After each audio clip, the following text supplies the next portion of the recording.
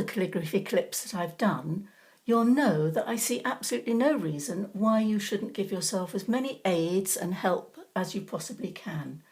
So here I've not only got the guidelines at 7.5 nib widths, and you know that you do a series of little steps that just touch and don't overlap, vertical lines to help me make the letters upright, lines at 45 degrees, which is the angle that the pen nib is held at compared with the horizontal.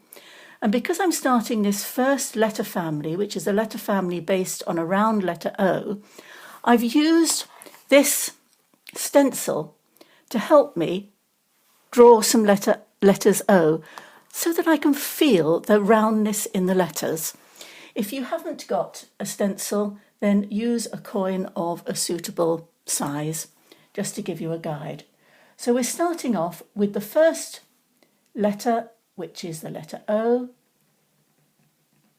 the nib held at 45 degrees, and you'll see I haven't started right at the top, but I now extend that stroke, pull it down, and this lettering style is characterised by having this sort of split letter. And I'm going to draw a vertical line by turning the pen nib so it's 90 degrees, as you can see, and then making a series of little diamonds, and I'm going to do 3. You can do 2, it's your choice. So let's just do that again. So not starting exactly at the top line for X height, following that circle round to get a nice round letter O,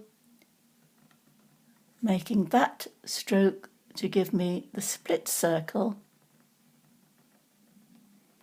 come round to join, and then turning the pen vertically to make that line and a series of 3 diamonds.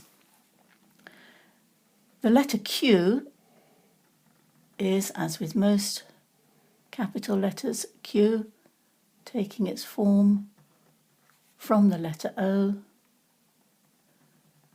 So it is just a letter O, and then with a tail, which can be as long, as short, or as exaggerated as you would like, still with that vertical line, and 3 diamonds. The letter C, again nib at 45 degrees, based on the roundness of the letter O, the split circle, and then I'm not going to follow that circle line completely, but make that stroke a little bit flatter, and then just as I'm going to take that nib off, I turn it and use the corner of the nib and just do a little flick like that, which gives a nice ending to the stroke. I'm going to do that again to show you. But here comes the vertical line, 3 diamonds.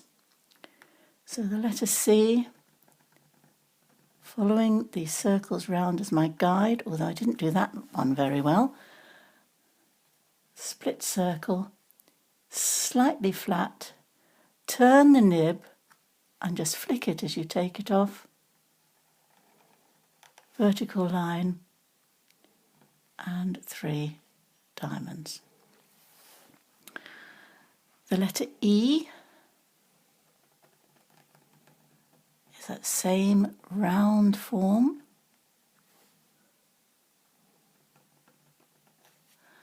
Slightly flatter top. Keep with the pattern by making that slight flick. And then the crossbar. Vertical line.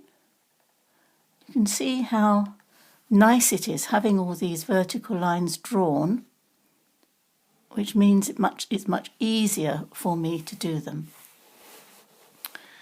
The letter G, again following round that nice circular guide.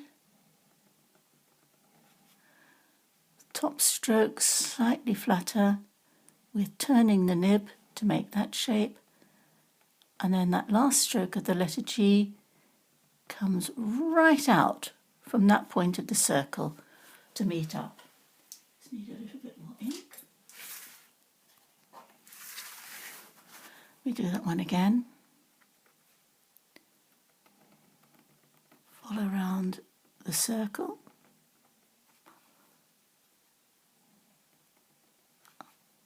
The top stroke slightly flatter and the flick, and then that comes right from that stroke, and this time I will put on the vertical line and the diamonds. Don't really have room to get in all three at that point. And then the letter T in this family, a nice round letter T. Again, the split circle. And then you can either start low, straight and end high with the vertical line. And we'll go back to the 3 because we can fit those in. Or with the letter T,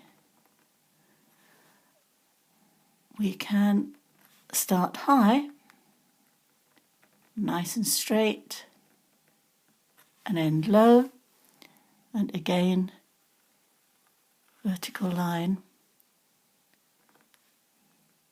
and 3 diamonds. One thing I would very much emphasize that you shouldn't do, because it just does show that you don't really appreciate that the pen does the work, and that is exaggerate that crossbar. It's the beginnings and the ends of that stroke which are moving. The stroke itself is straight. And so that's the end of the first letter family.